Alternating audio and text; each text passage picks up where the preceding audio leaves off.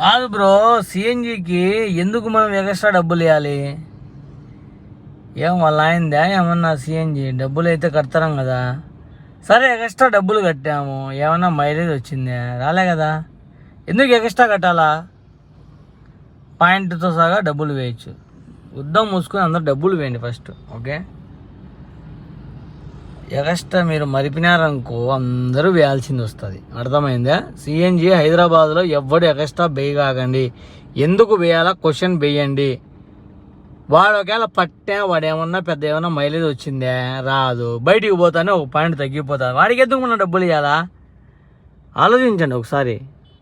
ఊరికే మీరు 20 రూపాయలు 10 రూపాయలే కదా అనుకొని బేయాకని ఆ 10 రూపాయల కోసం మనము ఆ 10 రూపాయల కోసమే మనం ఒక యాక్సెప్ట్ చేస్తాం రైడ్. 210 వస్తే యాక్సెప్ట్ చేయరు, 220 వస్తే యాక్సెప్ట్ చేస్తారు. అంటే ఒక 10 రూపాయల కోసం యాక్సెప్ట్ చేస్తారు రైడ్. అర్థమైందా?